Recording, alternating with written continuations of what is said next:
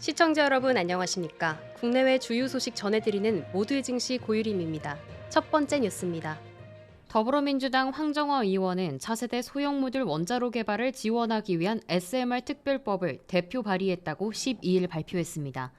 SMR은 전력 생산 용량과 크기를 획기적으로 줄인 차세대 원자로로 0.3기가와트 이하의 전력을 생산하는 소형 원전으로 주목받고 있습니다. 황 의원은 SMR이 AI, 기후위기, 에너지 안보, 그리고 산업구조 재편 등 글로벌 변화의 물결 속에서 안전하고 혁신적인 에너지원으로 자리매김할 수 있다고 강조했습니다. 그는 세계 최고의 수준의 원전 기술력을 바탕으로 SMR 경쟁에서 선도할 수 있도록 특별법이 조속히 통과돼야 된다고 촉구했습니다. 미국과 영국 등 세계 원전 강국들은 이미 SMR에 대한 연구 개발 및 실증 사업에 대한 법적, 재정적 지원을 강화하고 있습니다. 미국은 2020년 에너지법을 제정해 SMR 기술 개발과 실증 사업을 지원하고 있으며 영국은 2023년 대형 원자력부를 신설해 SMR 및 혁신 원자력 프로젝트를 지원하고 있습니다. 하지만 국내는 현행 원자력 관련 법 체계로는 SMR 기술 개발을 지원할 수 있는 법적 기반이 부족한 상태입니다. SMR 특별법은 SMR 기술 개발 촉진과 민간 참여를 활성화하기 위한 법적 근거를 마련하는 데 중점을 두고 있습니다. 법안이 통과되면 정부는 민간 기업이 SMR 시스템 개발에 참여할 수 있도록 지원하고 SMR 실증을 위한 부지와 비용 지원을 포함한 다양한 행정적, 기술적, 재정적 지원을 할 수 있게 됩니다. 황정화 의원은 SMR은 안전성과 혁신이라는 두 가지 가치를 동시에 실현할 수 있는 차세대 에너지원으로 세계적으로 경쟁력을 가질 수 있다며 이를 통해 글로벌 시장에서 한국의 원전 기술을 조도할 수 있는 기회를 놓쳐서는 안 된다고 말했습니다. 특별법이 통과되면 국내 원전 산업의 혁신과 글로벌 경쟁력 확보는 물론 에너지 안보와 기후변화 대응에도 중요한 역할을 할 것으로 기대됩니다.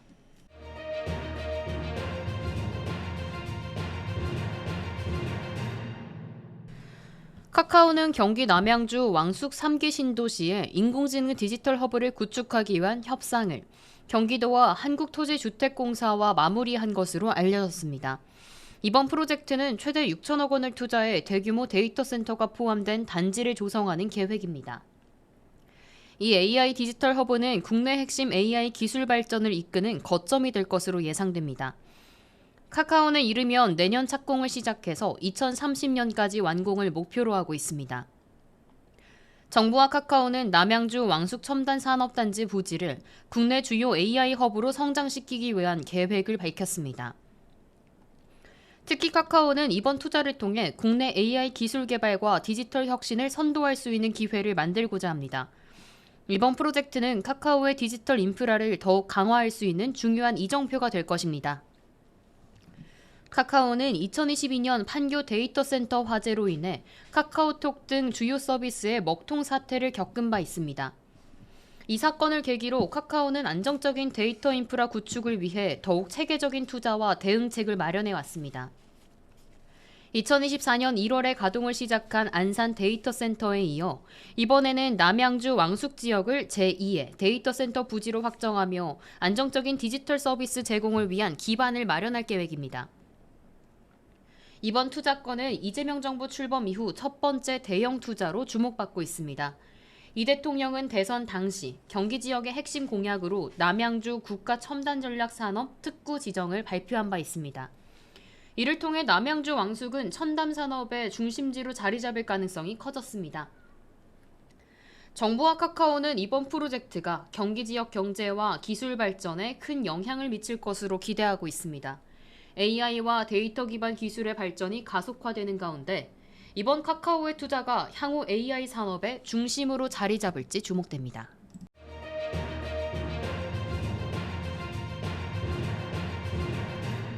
미국 도널드 트럼프 행정부가 철강 제품에 부과해온 고율 관세를 냉장고, 세탁기 등 주요 가전제품에까지 확대 적용하기로 결정하며 삼성전자와 LG전자가 큰 타격을 입을 것으로 우려되고 있습니다. 미국 상무부는 지난 12일 연방 관보를 통해 철강 파생 제품 목록에 냉장고, 세탁기, 건조기, 식기세척기, 냉동고, 조리용 스토브, 오븐 등 생활 과전에 사용된 철강도 50%의 관세 부과 대상에 포함된다고 공식 발표했습니다. 이 조치는 오는 23일부터 발효되어 해당 제품에 포함된 철강 함유량에 따라 최대 50%까지 관세가 부과될 예정입니다. 현재 삼성전자는 미국 노스캐롤라이나에서 일부 가전제품을 생산하지만 멕시코 케레타로 공장에서는 냉장고, 세탁기, 건조기 등을 생산해 미국 시장에 수출하고 있습니다. LG전자 또한 테네시주 공장에서 생산하는 가전제품 외에 멕시코 몬테레이 공장에서 냉장고를 제조해 미국으로 수출하는 상황입니다. 업계 전문가들은 이번 조치가 과거 2018년 도널드 트럼프 행정부가 한국과 중국산 세탁기에 긴급 수입 제한 조치인 세이프가드를 발동했던 사례를 떠올리게 한다고 평가합니다. 당시 미국 월풀은 삼성과 LG전자의 세탁기 시장 주도권을 내주자 트럼프 정부에 강력한 규제 요청을 했고 결국 추가 관세가 부과된 바 있습니다. 이번 철강 관세 확대도 사실상 한국 기업을 겨냥한 정조준 전략이라는 분석이 많습니다. 지난해 3분기 미국 가전시장에서 LG전자는 매출 기준 점유율 21.1%로 1위, 삼성전자는 20.9%로 2위를 차지하고 있습니다. 3, 4위는 제너럴 일렉트릭과 월풀이 뒤를 잇고 있습니다. 이에 따라 삼성전자와 LG전자는 미국 내 생산 비중을 늘리거나 공장 이전 여부까지 심각하게 고민해야 하는 상황에 놓이게 되며 글로벌 공급망 재편이 불가피할 것으로 보고 있습니다.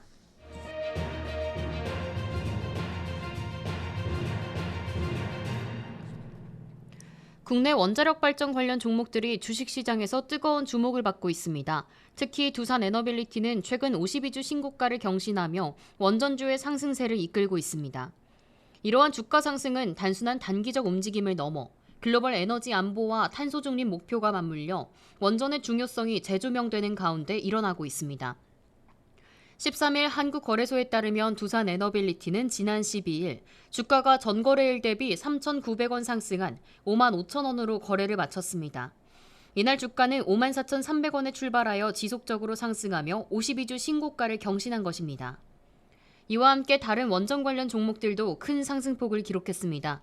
한전기술은 24.37% 상승, 한전 KPS는 13.48%, 우리기술은 11.25%, 우진은 10.45%, 현대건설은 5.69% 상승하며 시장의 뜨거운 관심을 받았습니다. 이들 기업은 원전 설계, 기자재 공급, 시공 및 정비 등 원전 산업 전반에 걸쳐 중요한 역할을 담당하고 있어 원전 시장 확대의 주요 수혜주로 자리 잡고 있습니다. 글로벌 에너지 안보와 탄소 중립이 중요한 의제로 떠오르며 원전의 역할이 더욱 중요하게 인식되고 있습니다. 또한 빅테크 기업들이 안정적인 전력 공급을 위해 원전 투자와 장기 계약을 늘려가고 있는 가운데 원전 기술의 중요성이 더욱 부각되고 있습니다. 마이크로소프트, 아마존 웹서비스 등은 원전과의 협력을 통해 전력 공급 안정성을 강화하고 있으며 이는 원전 산업에 대한 긍정적인 영향을 미치고 있습니다. 국내외 원전 건설 및 유지 보수 시장이 확대되며 원전 관련 기업들의 수주 기대감도 크게 증가하고 있습니다. 폴란드, 사우디아라비아 등 다른 국가들이 원전 도입을 검토하고 있으며 향후 추가 수주 가능성도 점쳐집니다. 현재 진행 중인 해외 원전 프로젝트는 수십 개에 달하며 특히 소형 모듈 원전과 같은 차세대 원전 기술 개발 경쟁도 뜨겁게 펼쳐지고 있습니다. 원전 시장의 급성장과 함께 관련 기업들의 주가는 앞으로도 긍정적인 흐름을 이어갈 것으로 예상됩니다. 에너지 안보와 탄소 중립을 위한 국제적인 노력 속에 원전 기술의 수요가 더욱 확대될 가능성은 높습니다.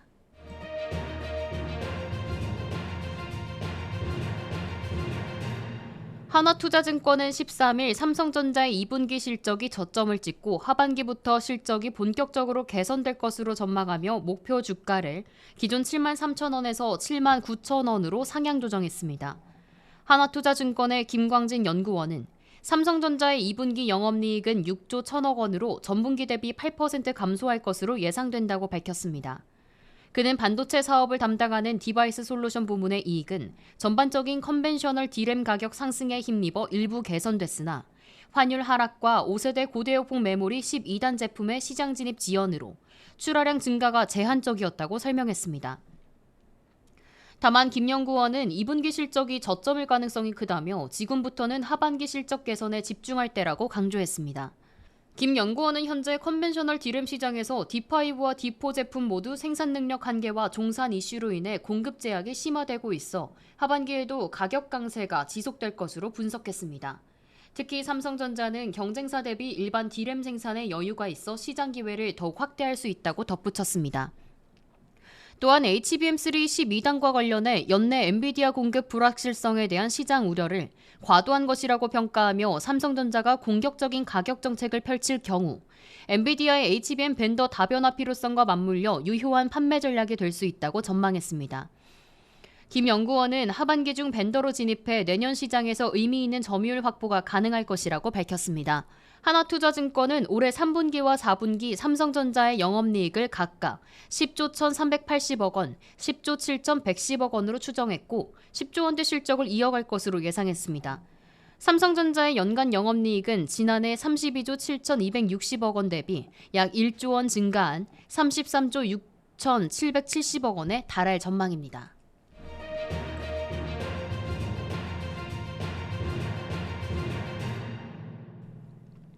완성차 업계의 두 거인 현대차그룹과 제너럴모터스가 전례 없는 협력의 물꼬를 텄습니다. 그동안 현대자동차와 기아에만 자동차용 강판을 공급하던 현대제철이 경쟁사인 한국 GM에 처음으로 강판을 납품하기로 한 건데요.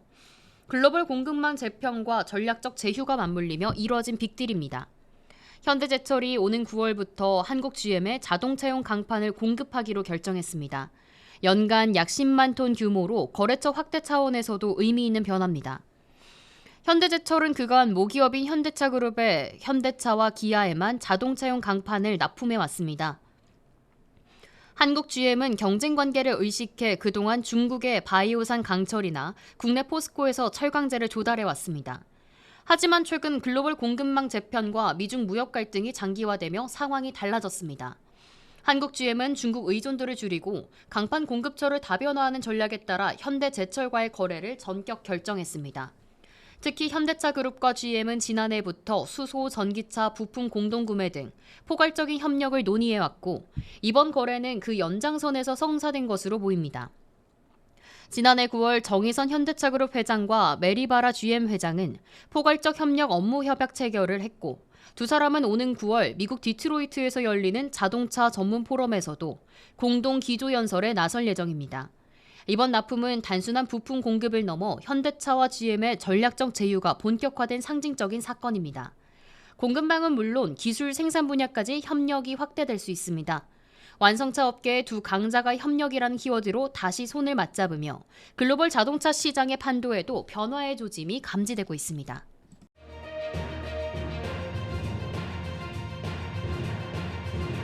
온누리 상품권이 부정 유통되고 있는 실태가 드러났습니다. 전통시장과 지역 상권을 살리기 위해 도입된 제도가 2,982억 원 규모의 불법 거래에 악용된 건데요. 정부 관리의 사각지대에서 수년간 방치된 결과입니다. 전통시장과 골목상권 활성화를 위해 지난 2009년 도입된 온누리 상품권.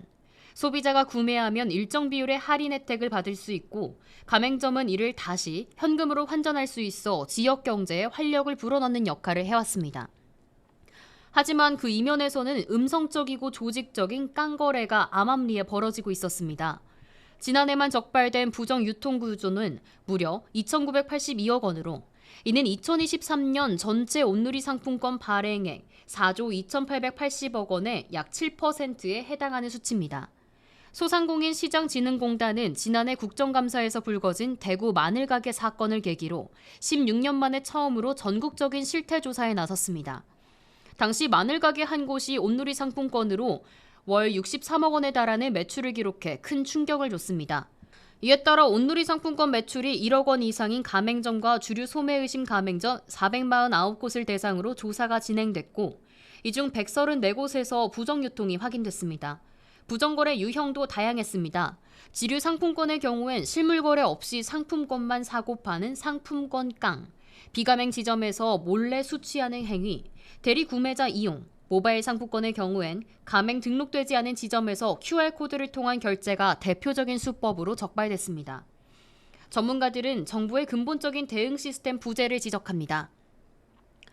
이정희 중앙대 경제학부 교수는 한도를 제한하거나 모바일 상품권을 도입하는 등 그동안의 대책은 실효성이 부족했다며 디지털 상품권 이용을 쉽게 하고 신고센터를 제대로 운영해 전방위적인 관리 감독 체계를 강화해야 한다고 강조했습니다. 소상공인을 위한 정책이 오히려 부정유통의 온상이 되고 있다는 비판이 거세지는 가운데 온누리 상품권의 본래 취지를 지켜내기 위한 실질적인 제도 개선이 시급하다는 지적입니다.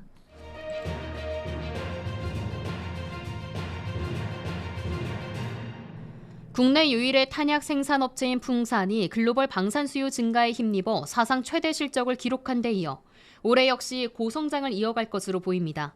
NH투자증권은 오늘 풍산의 목표 주가를 25% 상향 조정하며 매수 의견을 유지했습니다. NH투자증권은 13일 풍산의 주가가 단기간에 급등했음에도 여전히 저평가돼 있다며 목표 주가를 기존보다 25% 상향한 11만 5천 원으로 제시했습니다. 투자 의견은 매수를 유지했습니다. NH투자증권 이재광 연구원은 글로벌 탄약 수요의 급증으로 방산 부문의 실적 성장이 지속되며 지난해 사상 최대 실적을 냈고 이러한 추세는 올해도 이어질 것이라고 밝혔습니다. 특히 2분기 영업이익은 전분기 대비 47.5% 증가할 것으로 전망되며 이는 방산 수출 증가와 함께 구리 가격 상승에 따른 신동 부문의 마진 개선이 영향을 준 것으로 풀이됩니다. 이 연구원은 최근 주가가 빠르게 올랐지만 여전히 타 방산주 대비 저평가 영역에 있다고 강조했습니다. 실제로 국내 주요 방위산업주들이 12개월 선행평균 PER 약 30배 수준에서 거래되고 있는 반면 풍산은 9배에서 10배 수준에 머물고 있습니다. 1968년 설립된 풍산금속공업을 모태로 한 풍산은 2008년 풍산홀딩스에서 인적 분할돼 설립됐으며 국내 유일의 탄약 생산업체입니다. 소구경부터 대구경까지 다양한 탄약을 생산하고 있으며 미국과 태국에도 생산 설비를 보유하고 있습니다. 특히 미국 현지에 스포츠용 탄약을 판매하는 법인을 운영 중이며 수출 확대를 위한 기반을 이미 갖춘 상태입니다. 현재 주요 주주로는 풍산홀딩스가 38%, 국민연금공단이 8.3%를 보유하고 있어 시장의 신뢰도 높은 종목으로 평가받고 있습니다. 전 세계적으로 국방 예산이 확대되는 흐름 속에서 방산 수출 기업 풍산의 실적 성장 가능성은 더욱 높게 평가받고 있습니다. 여기에 저평가 매력까지 더해지며 투자자들의 관심이 쏠리고 있습니다.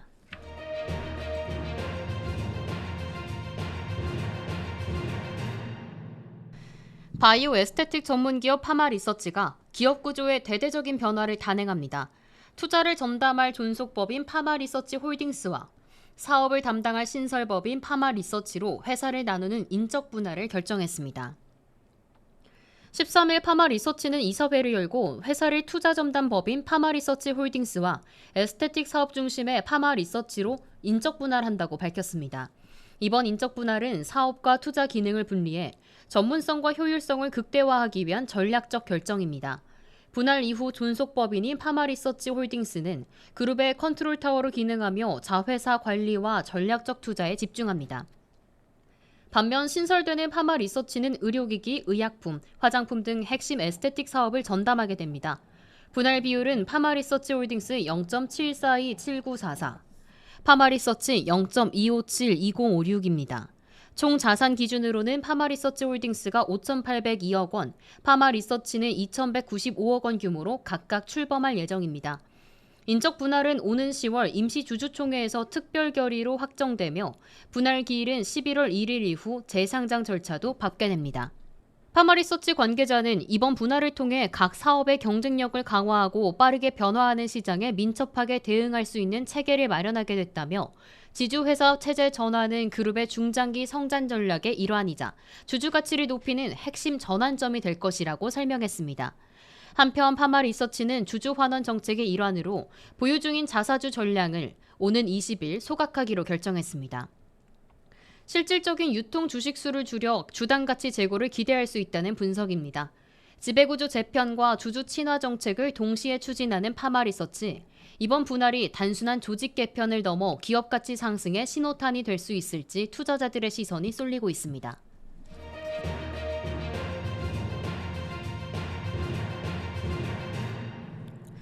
부실 금융기관으로 지정된 MG손해보험의 향방이 고용 승계 문제를 중심으로 또다시 갈등을 빚고 있습니다. 가교 보험사 전환을 추진 중인 가운데 최대 50%까지 고용이 승계될 수 있다는 전망이 나오고 있지만 노조는 여전히 제3자 매각을 요구하며 강경한 입장을 고수하고 있습니다. 금융당국은 부실 금융기관으로 지정된 MG손보를 가교보험사로 전환하겠다는 방침을 세웠습니다. 이 과정에서 임직원 고용 승계 비율이 최대 50%까지 확대될 수 있다는 관측이 나오고 있습니다. 가교보험사는 예금보험공사가 100% 출자에 설립하는 임시조직입니다.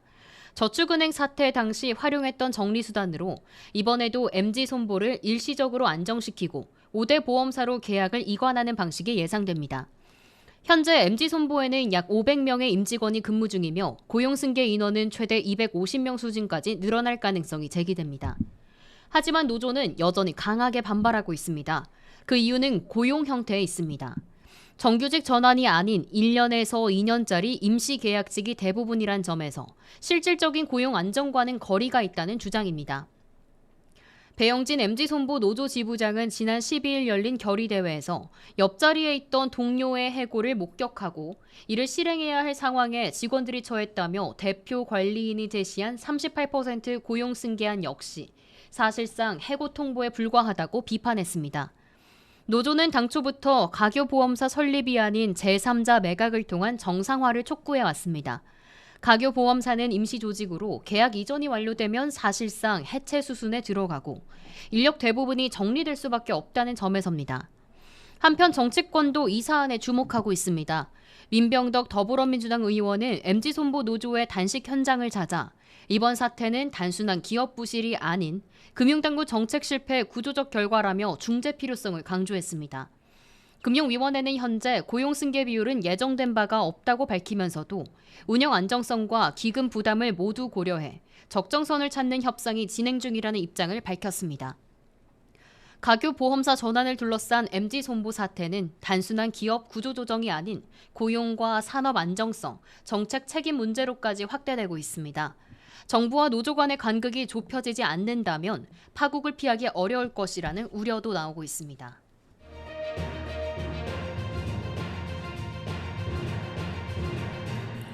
중국의 IT 공룡 텐센트가 한국 대표 게임사 넥슨의 인수를 다시 추진하고 있다는 소식입니다. 이번 인수전이 성사될 경우 게임 업계는 물론 한중 산업 전반에 큰 파장을 일으킬 것으로 보입니다. 블룸버그 통신은 12일 텐센트가 넥슨 인수를 검토하고 있다고 보도했습니다. 보도에 따르면 텐센트 홀딩스는 게임 부문 강화를 위해 넥슨을 약 150억 달러, 우리 돈으로 약 20조 원에 인수하는 방안을 내부적으로 논의 중인 것으로 알려졌습니다.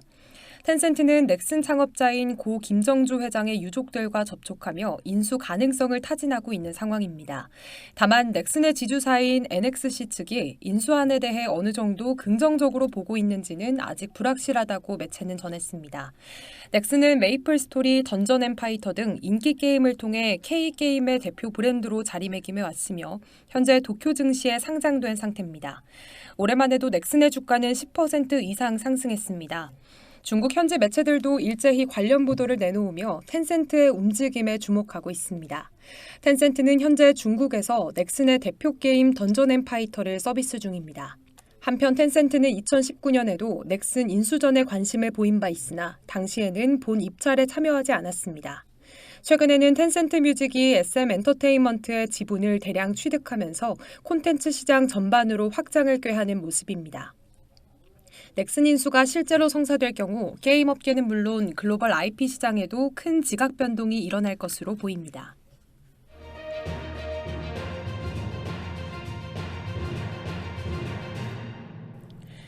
인도에서 충격적인 항공 참사가 발생했습니다. 에어 인디아 여객기가 이륙 직후 추락해 탑승자 대부분이 사망한 것으로 알려졌습니다.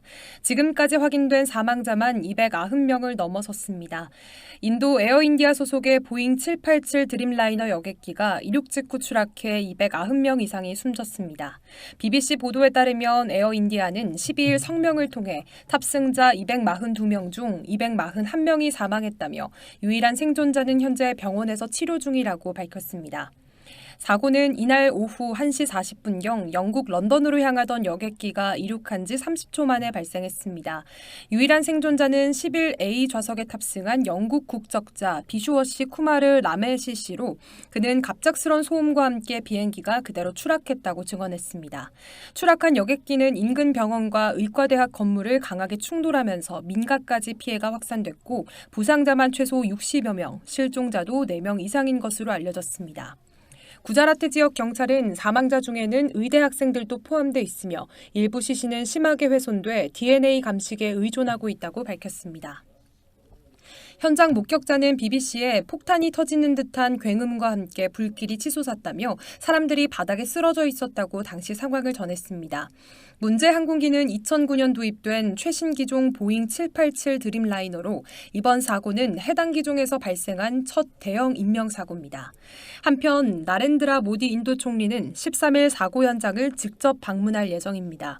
이번 사고는 단순한 기계 결함을 넘어 안전 시스템 전반에 대한 철저한 재점검이 요구되고 있습니다.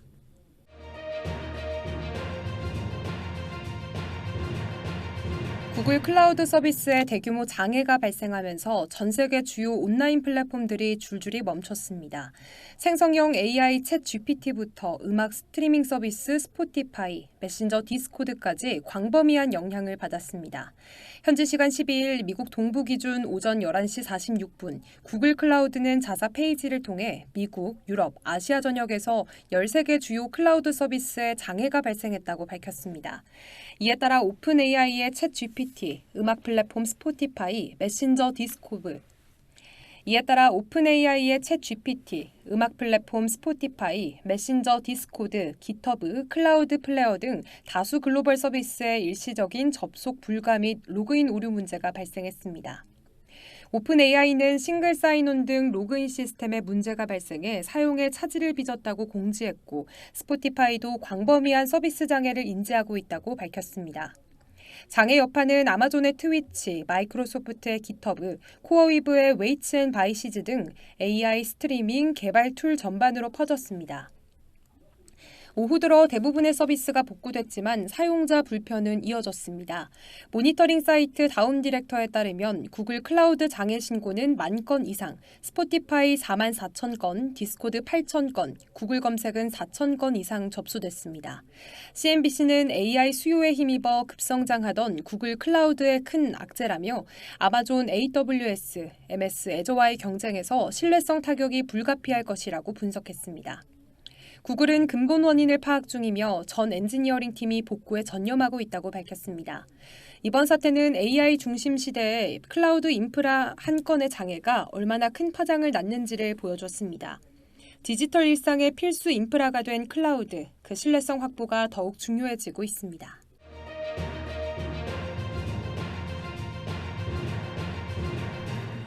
XRP 투자자들 사이에서 불안감이 커지고 있습니다. 수천만 달러 규모의 토큰이 코인베이스로 이동하면서 매도 신호라는 해석이 나왔는데요. 최근 약세장이 지속되는 가운데 파생상품 시장에서도 손실이 커지고 있습니다.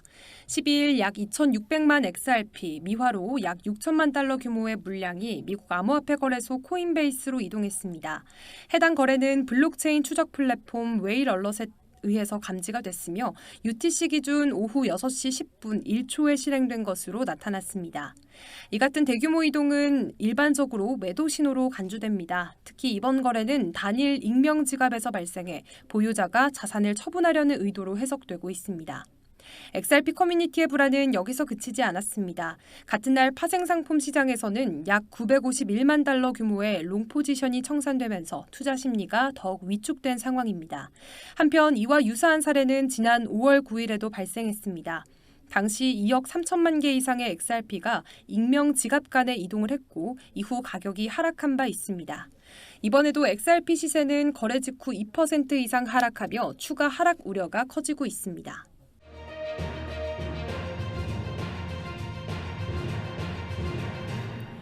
XRP가 기술적 반등의 기로에 서 있습니다. 하락세기 패턴을 완성한 가운데 상단 저항선을 돌파할 경우 수개월간 이어진 약세 흐름이 강세로 전환될 가능성이 제기됐습니다. 12일 암호화폐 전문 매체 뉴스 비트코인은 트레이딩뷰 분석가 로버트 머서의 기술적 분석을 인용해서 XRP의 상승 가능성을 진단했습니다. 머서는 XRP가 지난 6개월 동안 하락세기 패턴을 형성해 왔으며 이 패턴이 완성 단계에 접어들었다고 밝혔습니다. 하락세기 패턴은 점진적인 저점과 고점을 형성하면서 수렴하는 구조로 일반적으로 강세 전환 신호로 해석됩니다. 현재 XRP는 세기 패턴 상단인 2.45달러 저항선을 테스트하고 있으며 이 구간을 돌파할 경우 최대 3.7달러까지 강한 상승 흐름이 전개될 수 있다는 분석입니다. 머서는 핵심 저항 구간으로 2.98달러, 3.36달러, 3.71달러를 제시하며 추가로 3.5달러에서 4달러 구간까지의 상승도 가능하다고 예측했습니다. 다만 2.45달러 돌파에 실패할 경우 기존 패턴 내로 다시 눌릴 수 있으며 하방 지지선인 1.4달러가 마지막 방어선이 될 수 있다고 경고했습니다. 2.45달러 돌파 여부가 XRP의 중장기 가격 흐름을 좌우할 수 있는 중대한 기술적 분기점으로 부상하고 있습니다.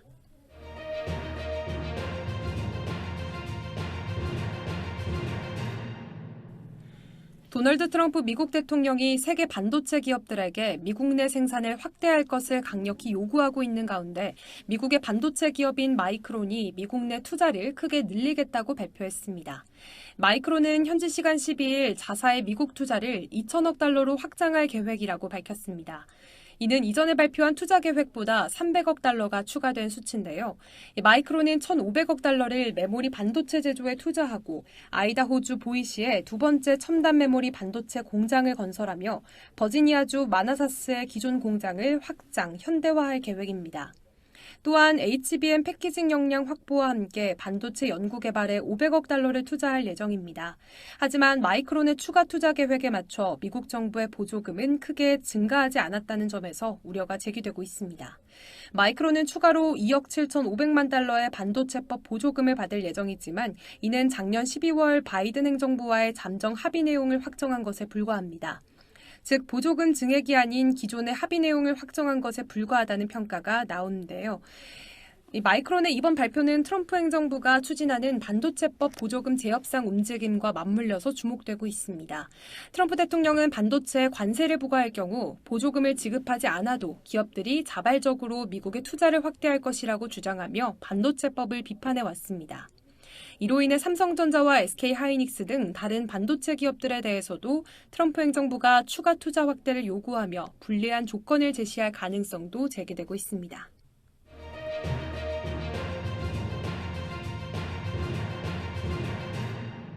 이재명 대통령이 배당소득 분리 과세 카드를 꺼냈습니다. 11일 대통령은 국민들이 주식 투자를 통해 생활비를 벌 수 있게 하겠다며 배당 촉진을 위한 세제 개편에 나서겠다는 의지를 공식화했습니다.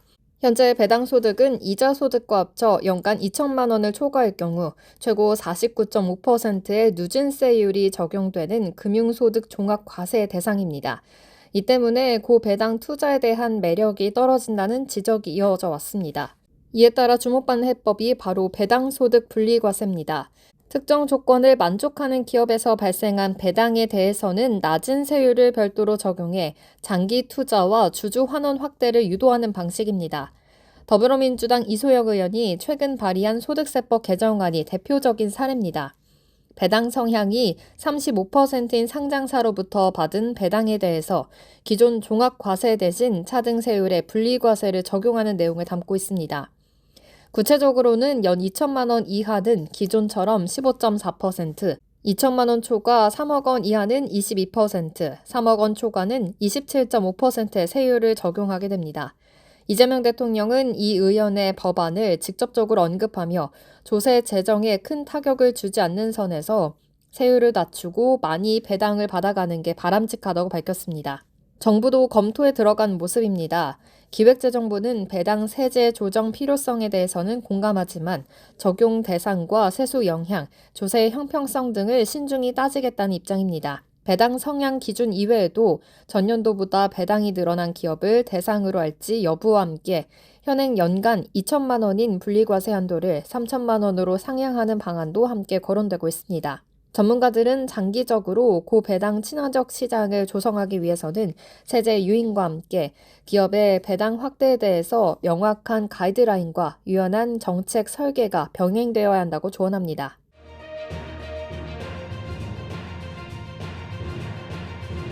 이제 주식 투자로 생활비를 마련할 수 있는 시대를 만들겠습니다. 11일 이재명 대통령이 배당 소득 세제를 전면 손질하겠다고 밝히면서 고배당 주식에 대한 세금 정책이 큰 전환점을 맞을 것으로 보입니다. 현재 배당 소득은 금융소득 종합과세 대상으로 이자 소득을 포함한 금융소득이 연 2천만 원을 넘은 경우 최고 49.5%의 세율이 적용돼 왔습니다. 이로 인해서 일반 투자자들이 고배당 종목에 쉽게 접근하기 어려워졌다는 지적이 끊이지 않았습니다. 정부가 검토 중인 유력한 해법은 바로 배당소득 분리과세입니다.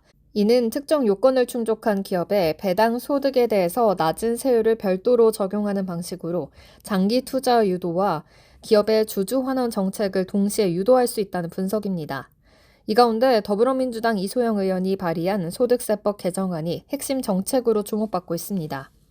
이 개정안은 배당 성향 35% 이상인 상장사로부터 받은 배당에 대해서 기존 종합과세가 아닌 차등 분리과세를 적용하는 것이 골자입니다. 세율 구조는 2천만 원 이하는 현행처럼 15.4%, 2천만 원 초과부터 3억 원 이하는 22%, 3억 원 초과분에 대해서는 27.5%로 과세됩니다. 이재명 대통령도 이날 해당 법안을 직접적으로 언급하면서 조세 재정에 큰 타격을 주지 않는 선에서 세율을 맞춰 많이 배당하는 게 좋다는 입장을 밝혔습니다. 기획재정부 역시 이 같은 방향성에 공감하고 있습니다. 다만 분리과세 적용 대상의 선정 기준과 세수 영향, 조세 형평성 등을 고려해 신중한 검토가 필요하다는 입장입니다. 한편 분리과세 적용 기준을 배당 성향의 35%로 둘지 혹은 전년보다 배당이 증가한 기업으로 할지에 대해선 논의도 진행 중입니다. 기존 2천만 원인 과세 기준 한도를 3천만 원으로 상향하는 방안도 함께 거론되고 있습니다. 전문가들은 이번 세제 개편이 현실화된다면 국내 증시의 배당 매력도는 크게 상승할 것이라며 기업의 책임 있는 배당 정책 유도와 함께 일반 국민의 투자 소득 확대에 대해서 실질적인 효과를 기대할 수 있을 것이라고 평가하고 있습니다.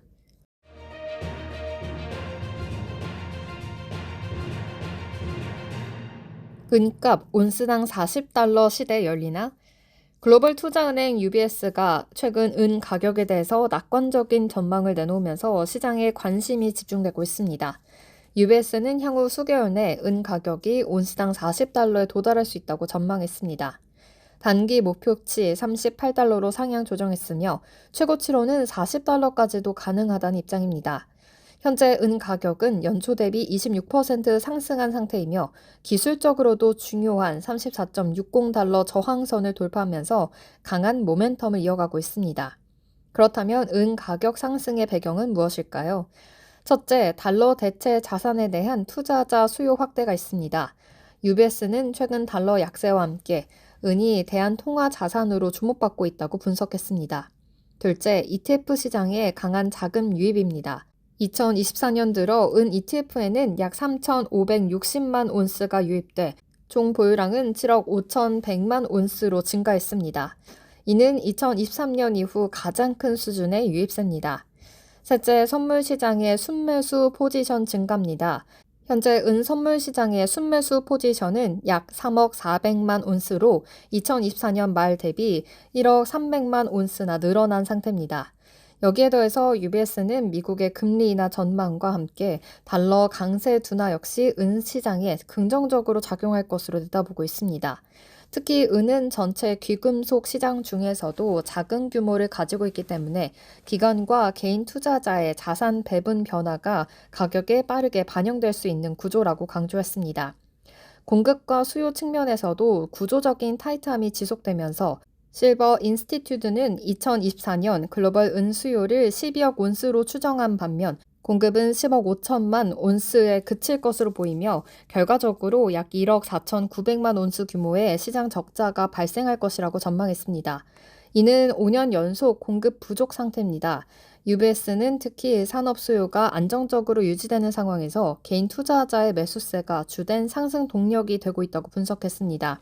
중앙은행이나 산업 수요가 크게 확대되지 않더라도 투자 수요만으로도 충분한 가격 상승이 가능하다는 설명입니다. 한편 금과 은 비율도 관심 포인트입니다. UBS는 현재 금, 은 비율이 90배 이하로 하락할 가능성이 크며 이는 은의 상대적 매력을 더 부각시킬 수 있다고 말했습니다. UBS는 전반적으로 은에 대한 롱 포지션 유지를 권고하고 있으며 옵션 시장에서는 풋옵션 매도 전략을 통해서 하방 리스크에 수익화하는 방식이 제한됐습니다. 이는 변동성이 높지만 방향성에 대한 확신이 강할 경우 투자자들이 활용할 수 있는 전략입니다.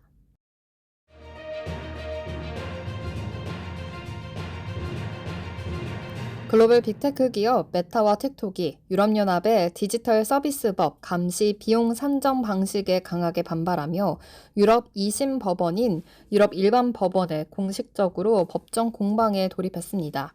유럽연합은 2022년부터 발효된 디지털 서비스법을 바탕으로 메타와 틱톡을 포함한 18개 대형 플랫폼 기업에 대해서 연간 글로벌 순이익의 0.05%를 감시비 명목으로 부과하고 있습니다. 이는 유럽 집행위원회가 각 기업의 법률 준수 사항을 감독하는 비용을 충당하기 위한 제도입니다. 그러나 이와 관련해 메타는 상정 방식의 불투명성과 기준의 불합리성을 지적했습니다.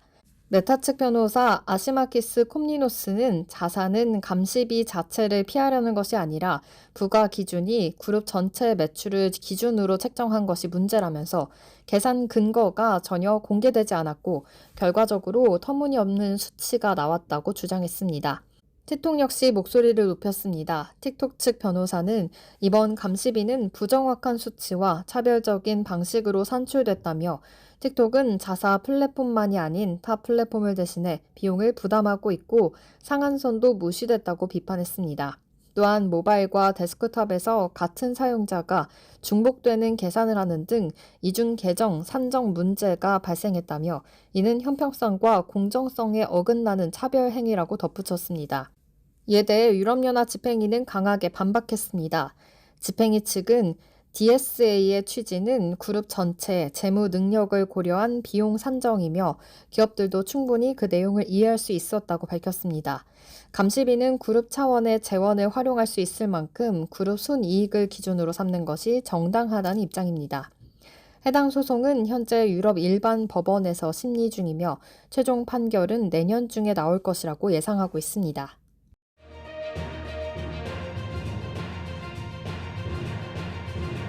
서울 부동산 시장이 다시금 고공행진을 이어가고 있습니다.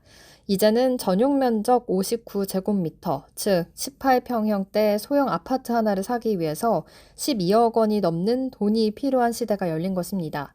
부동산 전문 분석 업체 리얼하우스에 따르면 2024년 5월 기준 서울 민간 분양 아파트 중 전용 59제곱미터 평균 분양가는 12억 3,332만 원에 달한 것으로 나타났습니다.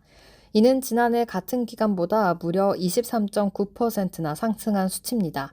국민평형이라고 불리는 전용 84제곱미터의 평균 분양가는 16억 1,668만 원으로 같은 기간 19.3% 오른 것과 비교하면 소형 면적일수록 더 가파른 상승세를 보이고 있는 셈입니다.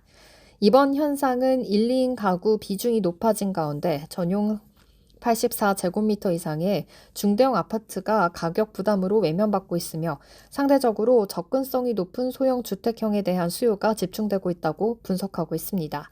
한편 서울과 지방 간의 분양가 격차도 극명하게 드러나고 있습니다. 같은 기간 전국 평균 분양가는 9.1% 올랐고 수도권은 13.5% 상승했으며 5대 광역시와 세종은 단 1.7% 상승에 그쳤습니다. 도 역시 이 3억 5천만 원 수준에 머무르고 있습니다. 공급 측면에서도 양극화는 뚜렷한 상황입니다. 지난달 전국 민간 분양 아파트 공급 물량은 5,690가구로 작년 동기 대비 61.9% 급감했으며 전국 17개 시도 중 10곳에서는 신규 공급이 전무한 상황이었습니다. 리얼하우스 관계자는 소형 아파트마저 서민이 접근하기 힘든 가격대로 진입하고 있다며 공급 확대와 함께 분양가를 안정시킬 특단의 대책이 절실하다고 강조했습니다.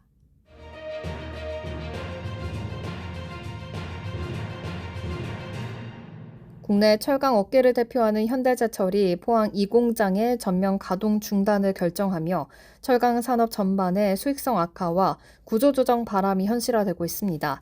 11일 업계에 따르면 현대제철은 6월 7일부터 포항 2공장을 무기한 휴업에 돌입했다고 공식 통보했습니다. 이는 지난해 11월 노조의 강렬한 반대에 밀려 일시 보류했던 셧다운 계획을 결국 철회 없이 강행한 것입니다. 현대제철 포항 2공장은 H형강을 주력으로 생산하는 보형강 제조 라인으로 국내 건설과 인프라 수요와 밀접한 핵심 생산 기지입니다.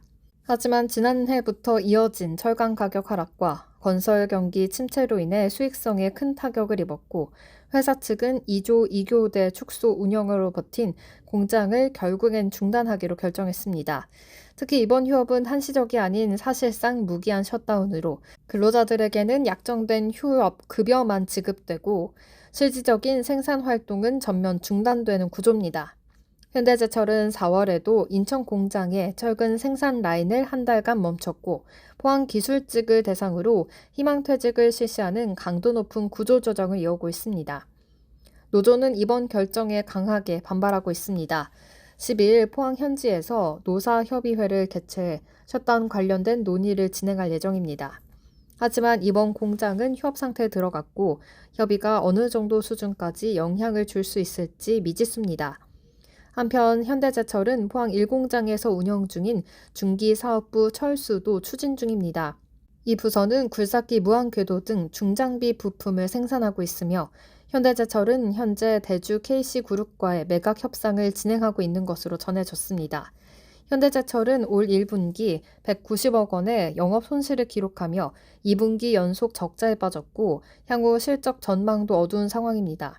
이는 철강 산업 전반에 걸친 수요 위축과 가격 압박 그리고 고정비 부담 가중이 겹친 결과입니다. 전문가들은 이번 셧다운 사태가 단순한 일시적인 조정이 아니라 철강 산업의 구조 전환을 알리는 신호탄이 될 수 있다고 분석합니다.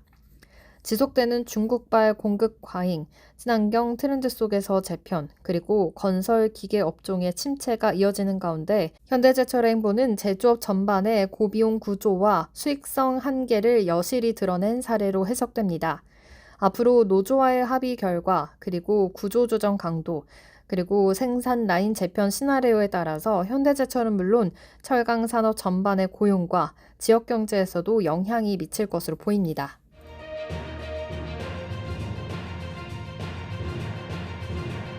최근 아시아 금융시장에서 금값이 크게 상승했습니다. 그 배경에는 미국과 이란 간의 군사 충돌 우려가 다시 고조되면서 안전자산 수요가 강하게 유입된 영향이 있습니다. 현물금은 온스당 3,374.94달러로 0.6% 상승했고 8월물 금 선물은 1.5% 급등한 3,394.60달러를 기록했습니다. 중동 정세는 한층 긴박하게 돌아가고 있습니다. 이스라엘이 이란에 대한 선제 타격을 준비하고 있다는 보도가 이어지는 가운데 트럼프 대통령은 미국 병력을 이라크 등지에서 출수하겠다고 밝혀 군사적인 불확실성을 더했습니다. 이란 정부는 미국이 개입할 경우 중동 주둔 미군 기지를 타격할 수 있다고 경고하면서 양국 간의 핵 협상 재개를 앞두고 긴장이 최고조에 달하는 상황입니다. 이러한 지정학적 리스크에 더해 트럼프 대통령의 무역 관세 확대 예고 역시 시장을 냉각시켰습니다. 그는 향후 2주 내에 주요 국가들에게 이 새로운 관세 계획을 담은 서한을 발송할 것이라고 밝혔으며 이는 위안화 약세와 달러 하락 그리고 귀금속 가격 상승세로 이어졌습니다. 특히 은과 백금이 강세를 보였고 플래티넘은 4년 만에 최고가를 기록했습니다. 은도 0.7% 오르면서 최근 13년 내 고점을 유지하고 있습니다.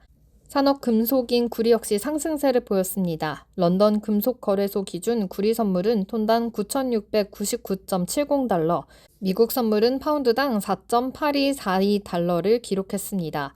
다만 골드만삭스는 플래티넘의 최근 급등세가 오래가지 않을 것이란 입장을 밝혔습니다.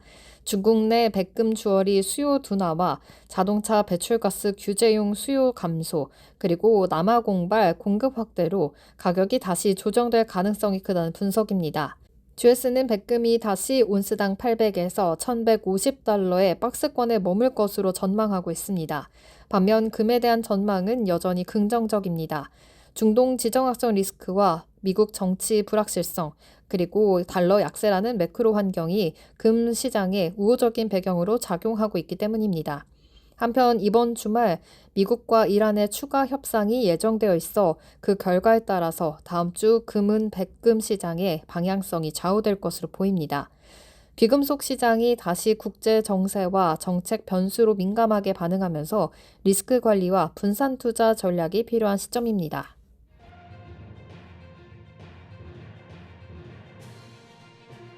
이상으로 모두의 증시 마칩니다. 본 방송에서 제공하는 정보는 투자 판단에 대한 조언일 뿐 해당 자산의 가치와 상승을 보장하지 않습니다. 시청해주신 여러분 고맙습니다.